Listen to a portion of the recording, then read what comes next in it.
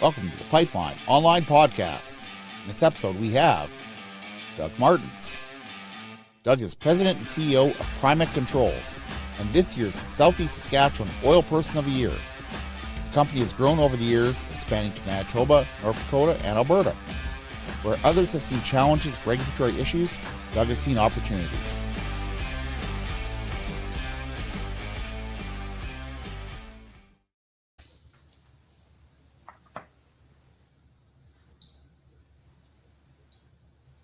Good afternoon, folks. Brian Zinchuk here of Pipeline Online. We've got Bronwyn Eyre and Doug Martens. And Doug is this year's Southeast Saskatchewan Oilman of the Year, and he'll be honored next Wednesday at the Saskatchewan Oil and Gas Show. Doug, can you tell us a little bit about yourself, please? Sure. Good afternoon, Brian, and pleasure to meet you, Bronwyn, virtually. Yes, and thank you, Brian. I'm very excited and humbled to be nominated as a Southeast Saskatchewan Oil Person of the Year, especially when I look at some of the previous individuals that have been granted that award. It's exceptionally and especially humbling, and a great honor to be given that award. So, and in no small part is it.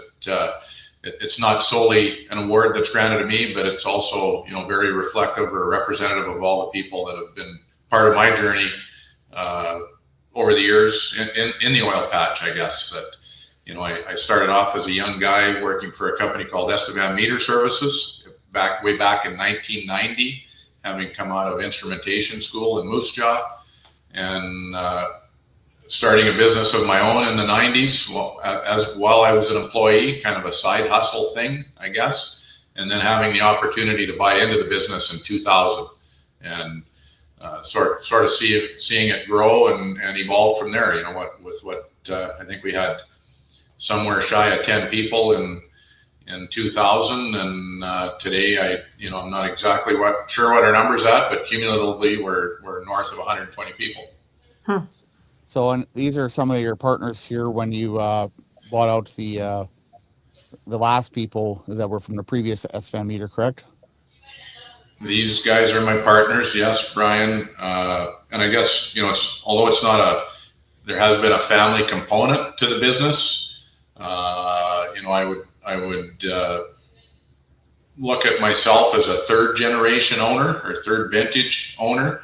The business was started in 1967, so prior to me being born, by three gentlemen: Dick Sprecher, Doc Stevens, and Gail Nelson. The business transitioned to be owned by some of their sons within the Nelsons and Stevens family.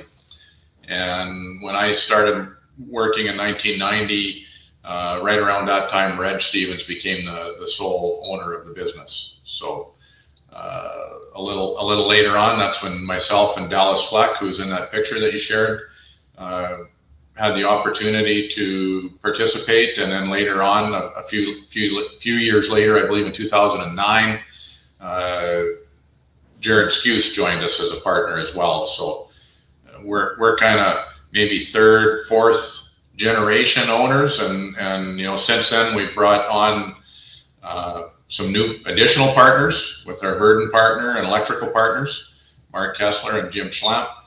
And I guess part of my leadership goal today is not to sell this business externally to some outside source, because we're very loyal to our customers. We're very loyal to the people that got us here. All of our what would be defined as interested parties, or suppliers, employees, community, clients. The ultimate goal, I guess, for me as a leader is to build a framework that allows this company to continue to be successful and hopefully maybe even more successful long after I'm gone. So can you maybe give us a little bit of thumbnail sketch about what Primec is and how what its core functions are? Sure. So starting off as Estevan Meter, Brian, that's kind of obvious. We did business in Estevan and we sold some meters, I guess, in the oil and gas space. And I would say over the last decade or two, the business has sort of exceeded Estevan and meters. We've done a few more things. So, we got into the electrical business in 2017. We expanded into Manitoba back in 2011. We acquired Accutech Systems from John Grimes in 2015, which brought us much more into the tank gauging and instrumentation around tank level management business. Yeah, they had the radar system, didn't they, for yeah, and John developed some of his own products. There was a referred to as the Grimes tank gauge. I think, and that went back to the early 90s, and very pioneering. John, outside of some very early radar devices, invented one of the first electromechanical devices that were installed on oil and water tanks in the oil field, back in the early 90s. It allowed for some remote alarming and notification, so that we kept the oil off the ground, so to speak. So, when we acquired Accutech, we also acquired some of those technologies and some of those products, and we continue to be the manufacturer of some of those products yet today. So, all of those things cumulatively ultimately led us. We opened a shop in Williston, North Dakota in 2021, Primec Controls LLC, who I also have some partners there, Jason Haugen and Chris Redka, great guys. And obviously the name Estevan Meter wasn't going to fit, so we rebranded and we came up with the name Primec, which is really an acronym for programming, relief valves and repairs, instrumentation, measurement, electrical, and combustion. And that's kind of by and large what we do. It's a made up word, easy to get a website, easy to get a URL when you make up your own words, but it's really a great acronym for what we do. All the things we do sort of fit under that umbrella, and for the most part, they're all technical automation products and services. They're interrelated. From a oil field production perspective, we're more above the hole than over the hole, I guess, so to speak. That's some terminology they like to use in the USA, but more production and midstream focused. So, and typically all related either around supporting clients through regulatory compliance or technical challenges, and perhaps more defensible things that are less easily duplicated in the marketplace. Not non-commoditized. Well, congratulations on the award, upcoming award, Doug. Very richly deserved, and for this real business entrepreneurial arc that you've brought to Saskatchewan all these years. So really impressive. Tell us a little bit about what led to the Williston opening, where things were at in the sector at the time, what influenced that decision, and I guess where things are at now, because so much talk out there about cross-border everything, challenges and otherwise. How has all of this left you guys? Where are things at that way? Well, there's, I guess, a number of things. That's a bit of a lengthy answer. I'll try not to politicize it too much, Bronwyn, because there is some it wasn't all for political reasons, but there was a political component. So we're good for that. We're definitely good for that. Feel free. we had done, we had a number of American suppliers over the years, predating this significantly, predating the creation of this entity by quite a number of years. We did some cross-border sales, over the years as we were witness to the growth of Crescent Point, regionally in Southeast Saskatchewan. They became a client in North Dakota, so we found ourselves shipping product in North Dakota, supplying some product to them. We had some other clients as well that we were doing business with. So we were kind of getting drug into that field of play a little bit. And strategically, for some of the vendor supplier arrangements that we have, we had always kind of tossed it around internally. And going to the U.S., they in North Dakota, they also had the Bakken boom from 08 to 14, and a significantly much larger geological play in terms of the Bakken resource in North Dakota than what we have here in Saskatchewan. So, they seen a much more significant growth in barrels produced and activity levels and all of those things. So, why in 2021 we were a little late to the dance, in some regards or maybe some perspectives. But the reality with that is how they were drilling their wells and how they were building their production facilities in North Dakota. Didn't previously or earlier in the game, earlier in the Bakken development, didn't lend itself well to the services that we did. There was no commingled production.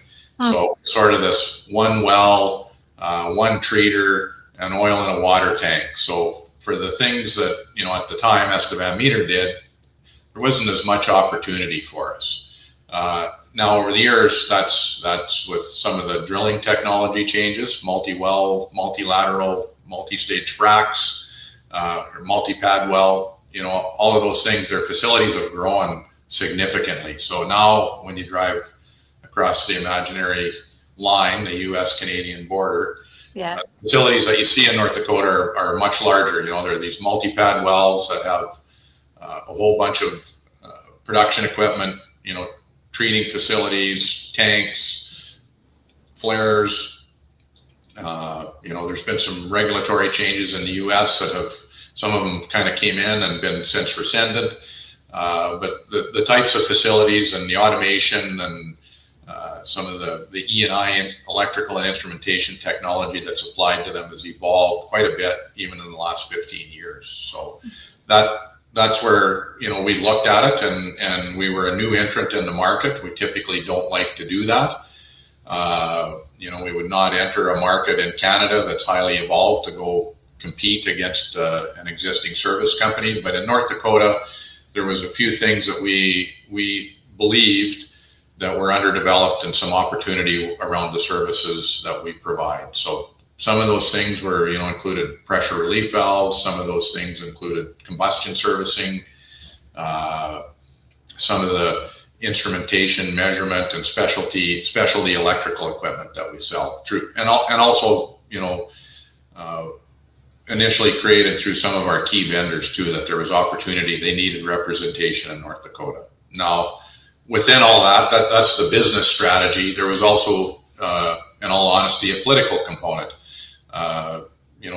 Within our business, we identify internal risks. We have a risk registry, and over the last decade, and maybe that's changed a bit in the last year or two, but around this time, our highest risk to our business was identified as a political risk in Canada.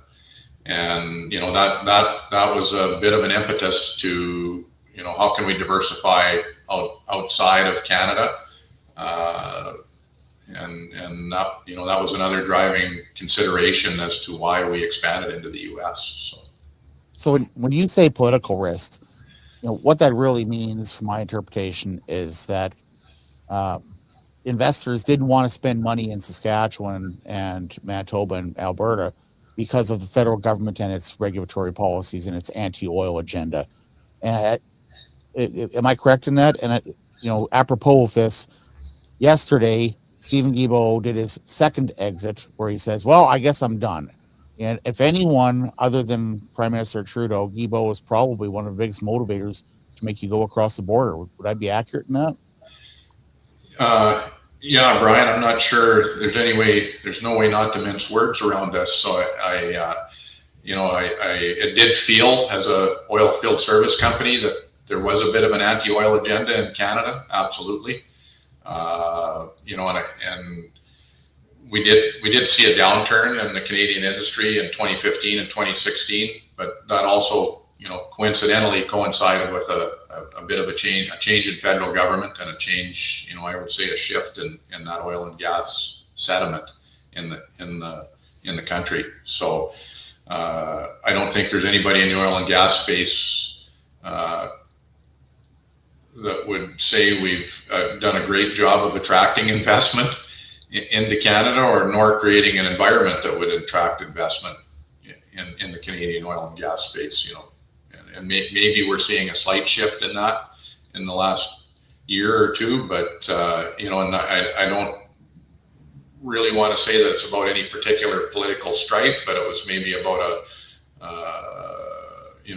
a certain period in time or a certain group, I guess, with and now that's changed. And yeah, Mr. Gilbo's retirement yesterday, some of those things have definitely shifted. I think there's been some change in policy in the U.S. They made announcements that they wanted to pull out of the Paris Climate Agreement, IPCC, UNFCCC. There's been a backing away globally from some of these ESG mandates, I would say, and that's had a ripple effect, across the globe, quite really. And I guess, I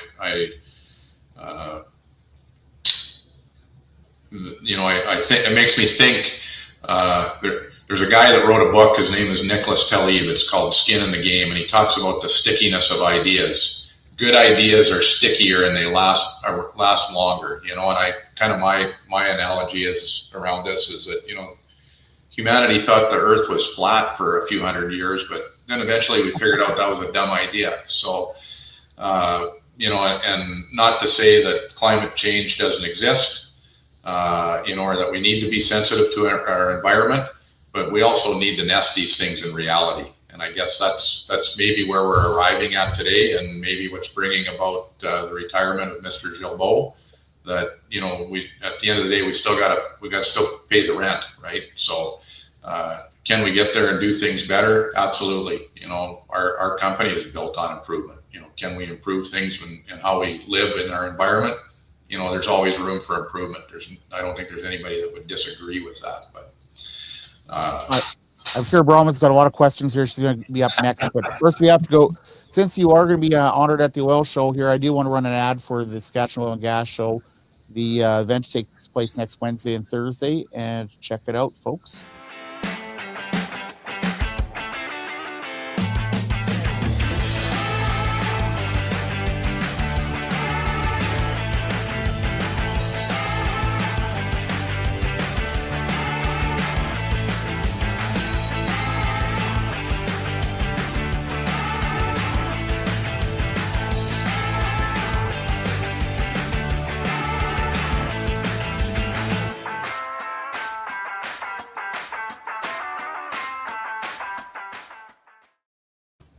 So, folks, if you are going to the oil show, it really makes your life easier if you pre-register, and I think it's $20 a head or whatever to attend. Meals are on top of that. I'm not sure if there's any meal tickets left, but you really want to register beforehand at oilshow.ca before you attend. Roman, you're up. Well, first of all, remembering happy days at the oil and gas show is always an honor to go. So I wish it all the best success this year again. Just thoughts on what you were saying. I think it's the elephant in the room in a way that Trump was and remains the catalyst. Love him or hate him, I guess, on so much of this ripple effect which you spoke of, and it's quite astounding actually when you think about it. I don't think Gilbo would be doing what he's doing, and I don't think Carney would be doing what he's doing, and the rest if it weren't for that. And I guess the jury remains out as to whether Carney is actually doing anything or just talking about it. But that's for another day. I guess one of the things I wanted to run by you. I became Minister of Energy in 2018, and among some of the earliest conversations I had were about how to reboot the sector, and you referenced that in the video I watched of you just before we went on this thing today about the volatility that we've seen over the years, and you cited 2016, 17 heading into COVID. There was so much volatility, but one of the earliest conversations I had was with someone from Southeast Saskatchewan who told me that it was so difficult to reattract young people to the sector, that they were so spooked from some of the bad years that had led up to around that time, that they weren't sure they ever really could get them back. And so I wanted to really get, I guess, both of your thoughts on that. I mean, have we seen, with all the ups and downs that we've seen since then and continue to see, is it a challenge in your line of business, for example, to get young people to join, to commit, to not be spooked about all the cycles that we've seen that may or may not still be ahead? Absolutely, Bronwyn. It's it's a current challenge, I guess, that we're starting to engage with some of our key clients, or clients that we view ourselves as being strategic partners with. That, hey, this is a real thing. It's not a problem today immediately, but starting to gain some sense, and recent geopolitical events have maybe exacerbated this a little bit. But starting to project that there will, in the coming year or two, we may have had some of those challenges, and that's maybe been sped up a little bit in light of recent events, I guess, in the Middle East. But absolutely, and just to continue this conversation as it relates to our venture into the U.S. We did see that downturn in 15, 16, and 2018 we rebounded a bit. 22, 23, price of oil was up. We rebounded a little bit in Southeast Saskatchewan, and even Western Canada. There's been some active areas, some positive areas, but we, and it can be reflected in the public oil and gas equities markets, that the metrics just weren't the same in Canada as they were in the U.S. The appetite for investment in Canada wasn't the same as it is in the U.S. So that was partially, again, our attraction to the U.S. But I guess within that, there's a knock-on effect in terms of attracting people back into the industry, and a lot of them were forced to leave because of the downturn. And by and large, those people ain't coming back. They don't want to come back. You can ask them, and no, I ain't coming back. So okay, and for young people, we've conveyed this message that oil and gas is dead. And that's I guess case in point, the retirement that occurred yesterday. I think that's been very dangerous messaging. And again, can we do things better? Yes. Is that part of the conversation? Absolutely, it should be. But at the same time, there's been a severe underinvestment globally in oil and gas, and I'm a big believer. Contrary, I'm willing to go out on a wild limb here and contradict the IEA, because I think those guys get it wrong every time. Hear, hear. I don't think demand is shrinking. I don't think demand is going to shrink anytime soon. I think we've underinvested for over a decade now globally, not just in Western Canada. And I think, the history repeats itself, and the old adage in the oil patch, what's the cure for low prices is low prices. Eventually that will change. The chickens will come home to roost, and it's gonna create a new challenge in the coming years around attracting those people back into the industry. And how do we do that? Well, the easy lever is to pay them really well. But in today's environment, there's still, fairly strong price sensitivity in the Canadian market, even relative to the U.S. market. And again, that's driven by the TSX. That's driven by shareholder returns. The clients that we work for, the public clients that we work for, are they used to spend 75% of free cash flow. Today they spend 45%. There's much more fiscal responsibility, that they're doing share buybacks, they're paying dividends, they're paying down debt. Those are not bad things, but at the same time, demand, I suspect, will continue to increase. Global population is projected to increase. The global middle class, some 5 billion people, want to have the things that us 1 billion people in the upper or rich class have. So, it takes energy to have those things. So, I would project demand is going to continue to grow. I think the IEA gets it wrong, and we're going to need more people. I think there's great opportunity in the oil and gas space. Both of my children are, at one time I was even recommending to them, maybe you should look at something outside of oil and gas. My daughter works for Primec Controls. She's a CPA. She works as a financial analyst. My son Cale is an EIT working for Surge Energy.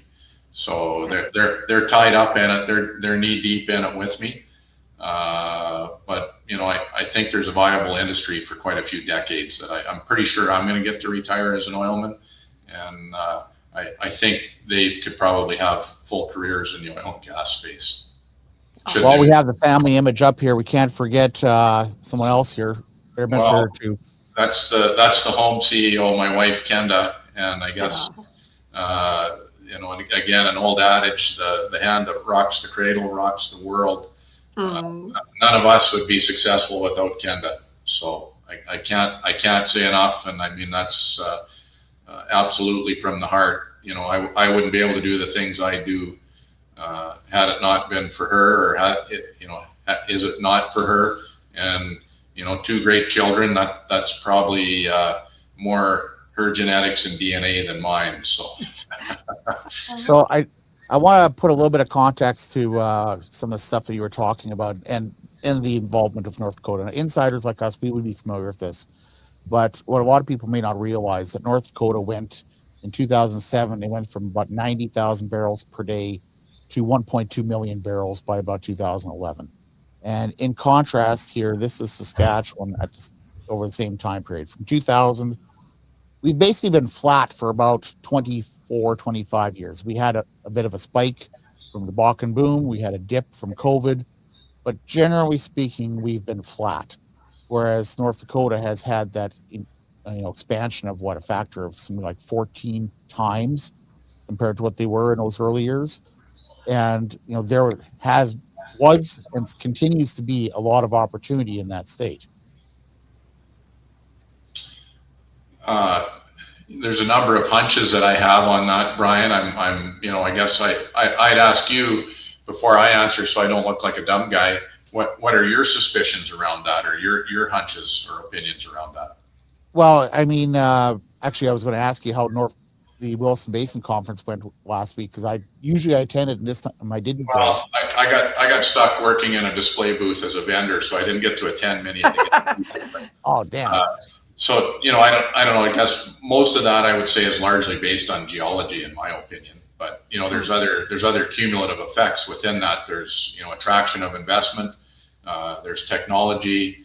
There's a number of things. It's not just all about geology, but I think a big component of it is probably the geology of the Bakken and how far that play extends. But to put a not too fine a point on it, you worked for Crescent Point right along the U.S. border, and they had land just on the other side of the border, same geology, literally a mile away. Yeah. So I mean, their geology does extend to Saskatchewan. Yes, our rocks are not as good as North Dakota, absolutely, but their investment stuff is a lot easier than we have been for the last decade. Absolutely. So they've attracted that investment. Some of the drilling technology that was maybe initially developed in Canada was deployed in the U.S. and I would say very quickly improved upon.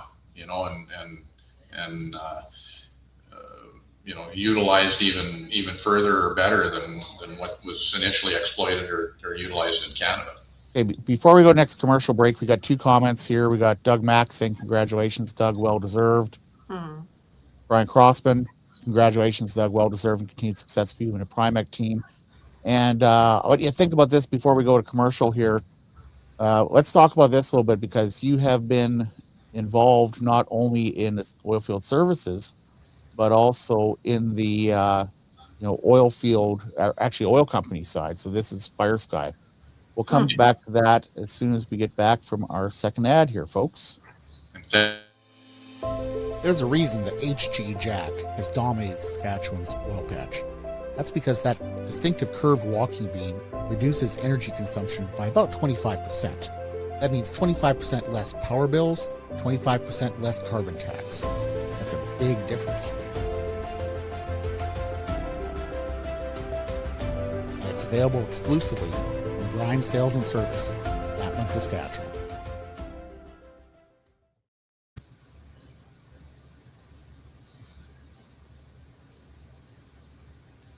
You're on mute, Brian. Sorry about that. I always do that. I just wanted to say, before we get to Fire Sky, we just ran an ad showing pump jacks. And what sort of stuff would Primec do for those sort of things? I was out taking video of one of your guys at a small battery the other day. Just around pump jacks or well completions?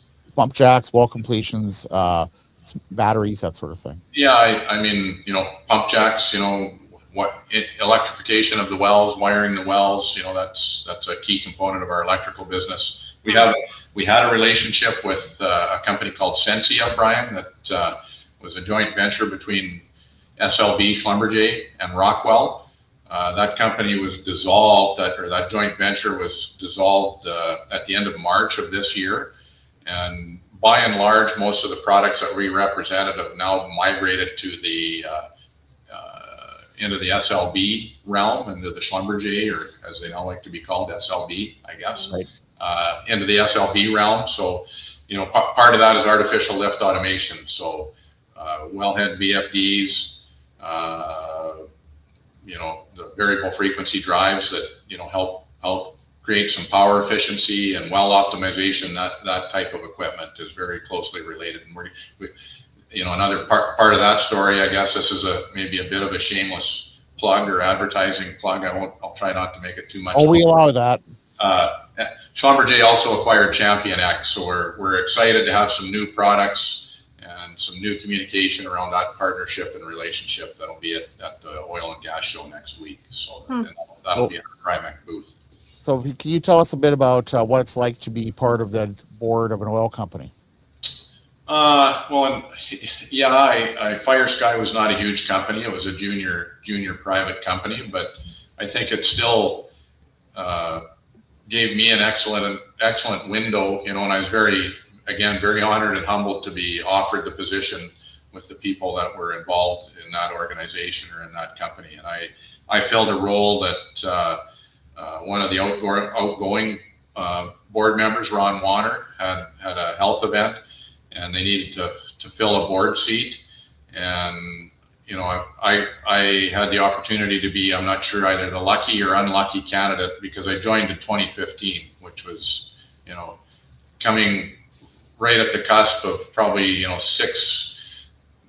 full bull run on oil, maybe a 15-year bull run and 6 very strong years in Southeast Saskatchewan that turned into a couple of rough years. So, came in at a time when some difficult decisions were presented to us. I forget what oil dropped around. You can remind me, Brian. You're a veteran. $30 a barrel. Sorry. As low as $26 a barrel. $26 a barrel. So I mean that created challenges in the industry. So, but even within a small junior company, it gave me, and they had some private equity investors in Fire Sky, so it gave me some understanding and line of sight, or a better understanding and line of sight of how an oil and gas company works and the challenges that they're faced with. And, decreasing oil price, retaining land that you had. Fire Sky had a huge land base, an excellent land base, and forever declining production, or it's referred to often the treadmill. And that's another thing, just in terms of the whole oil supply demand dynamic or complex, or there's always a margin of declines that we need to continue drilling new wells just to maintain the current level of production. So depending where you're at in the life cycle of the production, those declines can vary, but we 2015 and 2016 were very challenging years.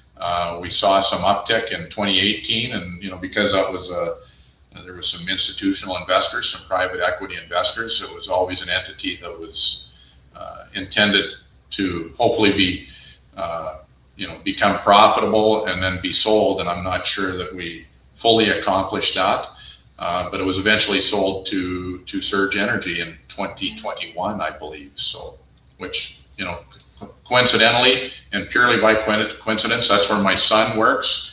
And I'm also honored to be sharing the stage next week with Paul Coburn. So I remember Fire Sky. I loved the name. I was always very. Who was the face of Fire Sky? Warren Waldecker was president. That's right. And Tom Copeland was Tom Copeland was VP of operations, and those were, I would say, two key individuals. In their executive team, there was also Tracy Ward and our landman John Brakey and Jason Howden. Right. Well, I remember Waldecker, and he was, as I say, quite opinionated, quite outspoken, and never hesitated to text or call me with constructive criticism on what the ministry may or may not have been doing or not doing.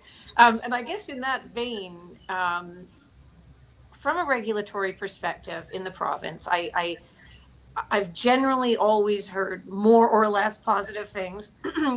Some exceptions. Have always been some exceptions, but just that it was, that it is easy to get someone on the phone, that it's easy to navigate, that it's perhaps more transparent in terms of structure than Alberta, less of a maze, less hierarchical, etc. I hope all of that is still the case, Doug. I guess what my question was for you is from your perspective of the kind of regulatory space in this province, what could be constructively improved on? What might you have said shouldn't have happened, or what would you like to see more of? Just what's your kind of take on the regulatory space in the province?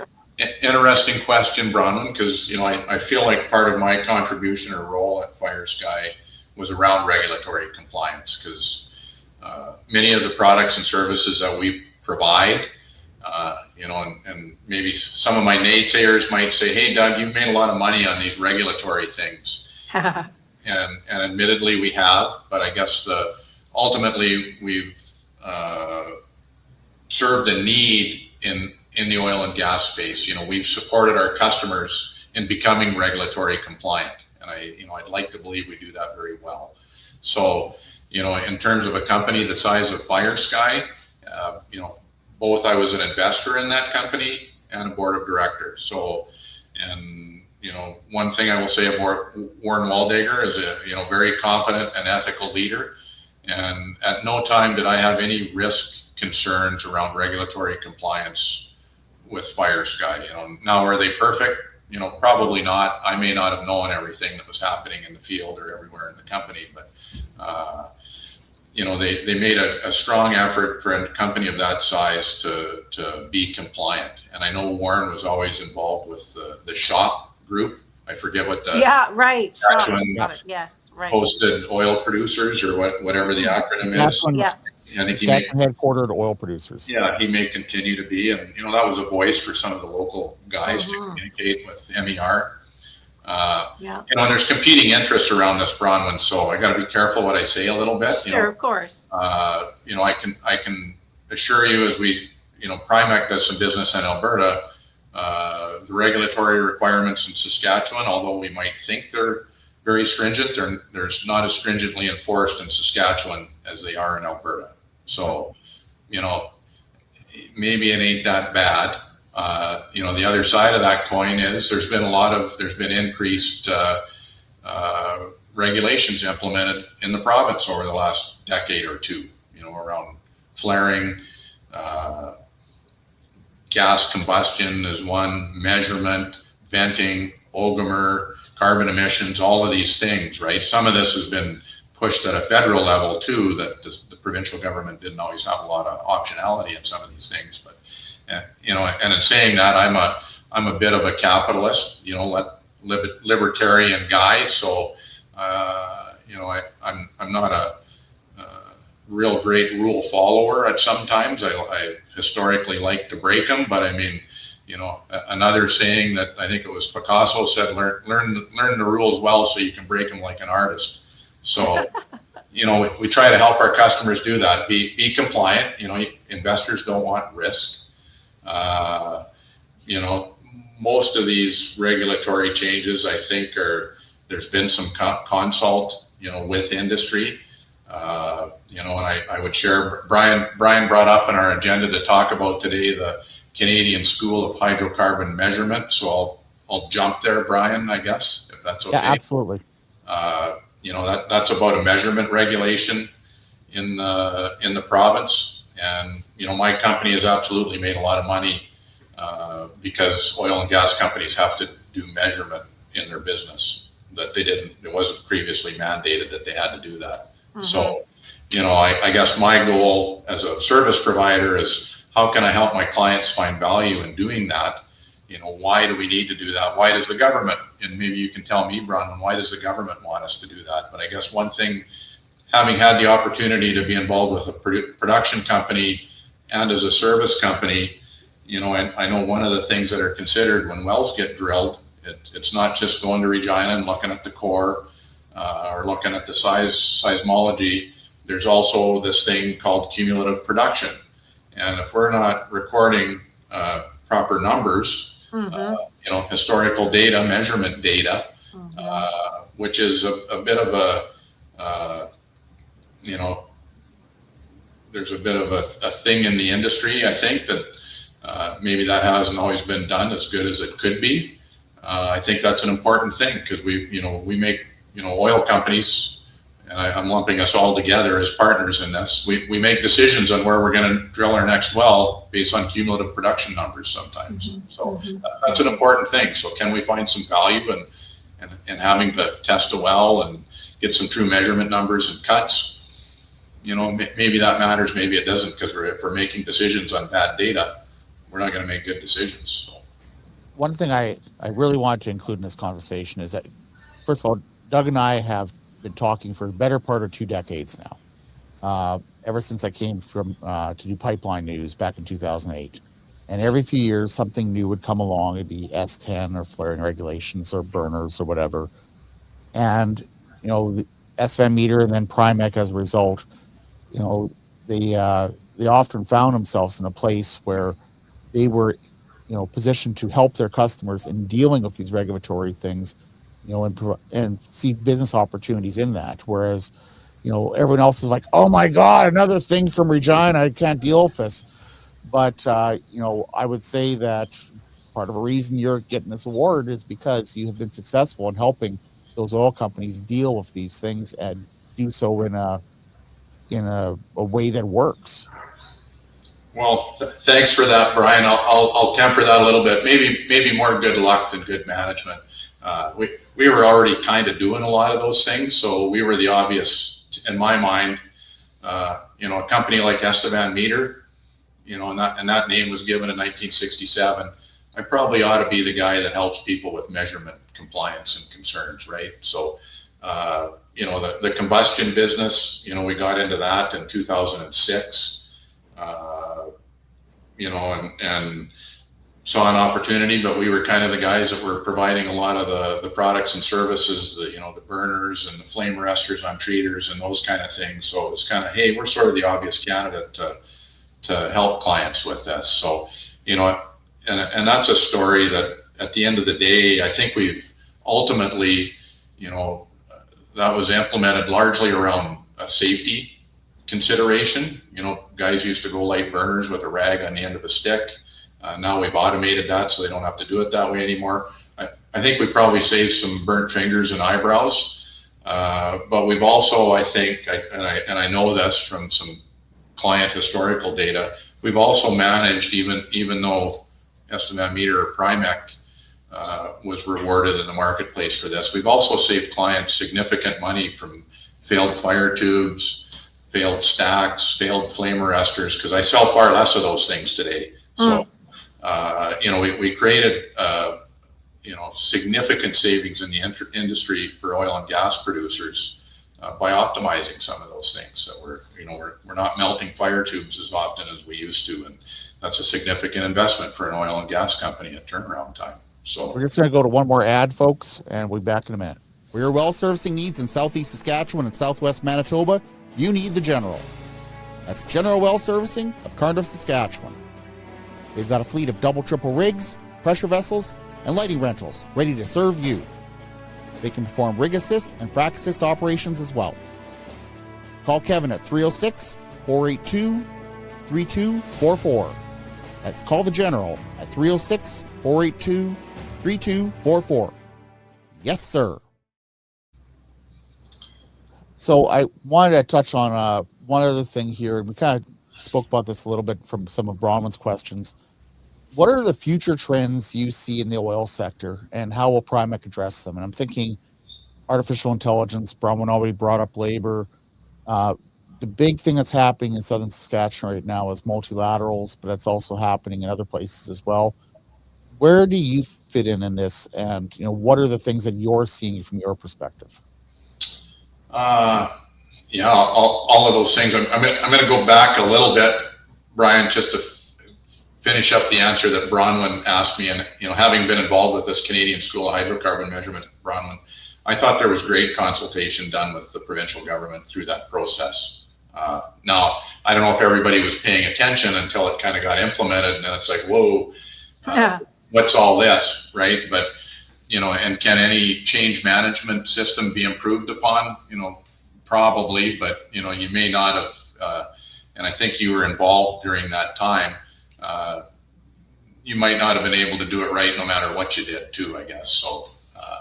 I think it's generally and as I said on this hydrocarbon school board, that's a three-way. We've got a three-way effort between the provincial government, industry producers, and service companies. So we've been able to have. We had the deputy minister at the hydrocarbon school in Estevan here last year. But they've really participated. And I think it's positive that they hear and understand, the government's hearing and understanding the problems that producers face, or the challenges that they face. And, it's been a decent process, or as good as it could be. I would say that it wasn't just kind of slammed down everybody's throats. Yeah, that's interesting. I mean, from a government perspective, just thinking about what you said, on the Picasso quote about learning how to break the rules with artistry, or however that went. I mean, so much of the challenge of the last 10 years in the energy space, from a Western government perspective at least, has been about how many of the rules one follows, and in a way, how to break them, right? I mean, if you look at something, like coal, perfect example, we were mandated to get off it, and have now made a decision to carry it on. TBD a little bit. I do worry sometimes about, will the feds ever come calling again on that? Certainly Wilkinson would have, Guilbeault would have, Trudeau would have. The clean electricity regulations remain on the books. They don't include coal. So either there's a gentleman's agreement and everyone's decided to not say anything, or one day somebody will, and it could backfire. I just, and then what happens, right? And so, and then Sask first was about, no, we're entrenching natural resource development, power generation in our own constitution, where, we're doing all of these things to try to protect ourselves and fight back. Methane was another one, right? In the measurement business, where we were told we had to do this, but data wasn't shared with us. And, Brian's heard me on this a million times. So it was so interesting. You said sometimes there was sort of no choice. And to a certain extent that was true. But on the other hand, so much of the time was spent asserting what choices we did have in order to fight back. And sometimes that has involved completely not following the feds at all, on the industrial carbon tax or on coal, So it's been a tricky thing, and for businesses, of course, too, just to navigate all that uncertainty. So, well, that's a great lead up into Brian's question. There's been a lot of change, Bronwyn, and there will continue to be a lot of change. And I guess the multilateral wells, Brian, that's a great efficiency for producers. So I know we've had some discussion around the royalty structure around those. That's had I would say, an overall probably negative effect for the service industry. Because it's kind of one rig, one artificial lift, one flow line, where that used to maybe have been, 4, 5, 6 different well pads, well sites, flow lines, a lot more production equipment. So that's a significant efficiency for oil and gas producers. So ultimately, any true capitalist has to admire that. The dollars will determine, without government intervention, hopefully where they should flow to. So, but I think we're going to continue to see that type of change, and when you speak to things about like artificial intelligence, it's starting to show up in geology, starting to show up with some of the service providers that we are working with Schlumberger. They want to migrate to be a technology company. So, they start talking about applying artificial intelligence for reservoir optimization, not just optimizing a well, but optimizing EOR, enhanced oil recovery, injection patterns, and optimizing an entire reservoir utilizing, instrumentation, digital controls, and artificial intelligence, along with, predictive failure analysis, all of these things. So, and I think that change is, going to come at us much faster than it has historically. So, well, I wanted to, you kind of address this here a little bit, but this picture here is a perfect example. This is January 2015. You see 3 rigs, a string of pump jacks, and there's actually a 4th rig behind the camera here. And, with the multilateral technology, you can theoretically access almost the same amount of reservoir with just one well, one rig, one pump jack. And I mean, your folks would do things, for instance, of wiring each of these pump jacks on the electrical side, from the Apollo that became part of Primec, and all the other controls and the batteries that come of that. I mean, that's got to be a bit of a challenge when you see, it's very good for the oil companies for efficiency, but service companies, including your own, you're going to have a challenge to deal with that. It is, Brian, absolutely. But I guess there's been some comments that I hear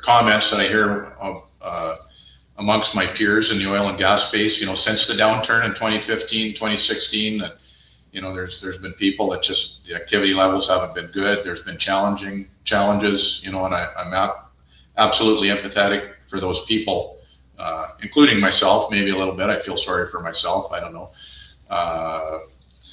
But what, and some of the comments that I hear is that there's, no loyalty, with our customers anymore. They're only focused on price. And I would say, yeah, that's maybe true in some cases, but the reality in any market is clients are loyal to value, and they should only be loyal to value. So whatever that is, that's a bit of a perceptional thing.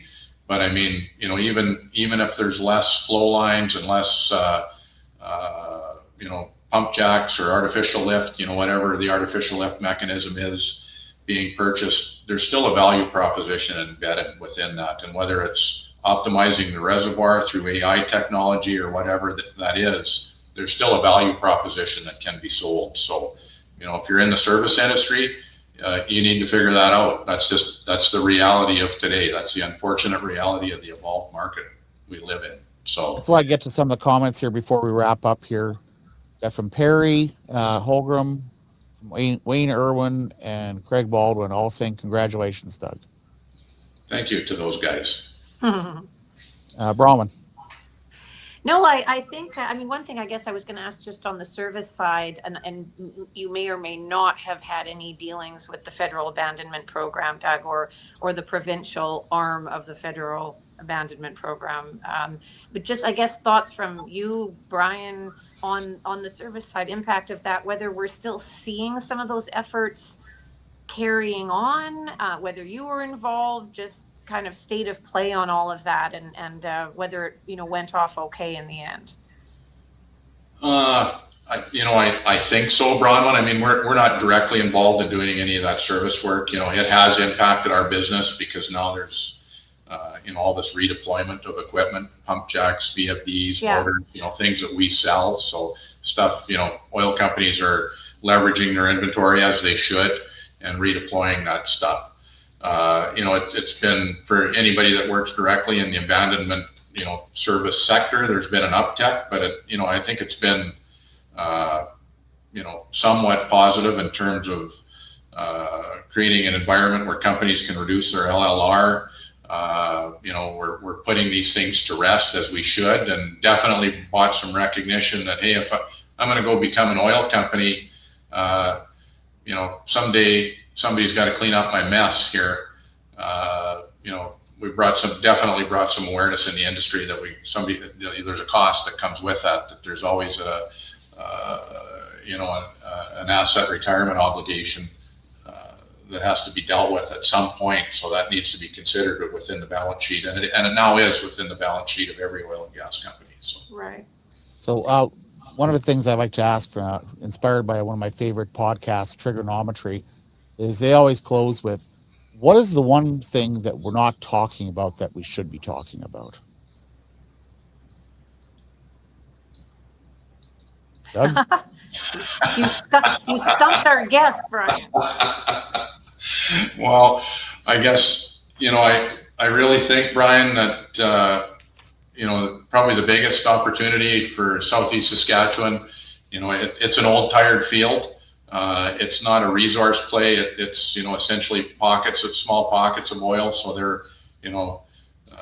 there are challenges, but I guess within that, there's entrepreneurial people that always seem to be able to go find a new little play, or maybe not a new zone, but we were able to still drill some wells. And I think we're on the beginning of a bull market, and I think there will be opportunity again in Southeast Saskatchewan, and for both the service industry, and be looking for opportunities to provide value to your customers. And, I guess for those oil and gas clients, look for those vendors that are providing value to you, as you should, and you can, remain fiscally responsible and efficient, and all of those things. And, I intend on doing business in the Southeast Saskatchewan oil patch for a couple more days, Brian, a few more years. Retirement is not on my horizon, and we continue to look to grow within the oil and gas space across Western Canada. I don't think it's going away anytime soon. I think there's still great opportunity for young people to come back into the industry.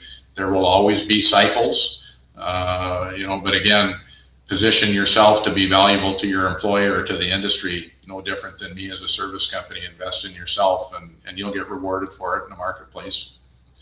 And that fits whether you're a service company or a producer. Well, an absolute pleasure, Doug. Thank you so much for joining us. Congratulations again, and thank you for everything you do down there. Well, and thank you guys thank you, Bronwyn. Pleasure to meet you, and thank you so much, Brian, for allowing me to join. So one last plug here, everyone. If you listen to this podcast regularly, if you're not in Weyburn next week, what the hell are you doing?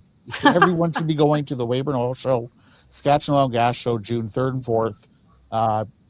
Register at oilshow.ca. Get your package done ahead of time to make your life a little easier, and get your butt down there. Who are the key speakers?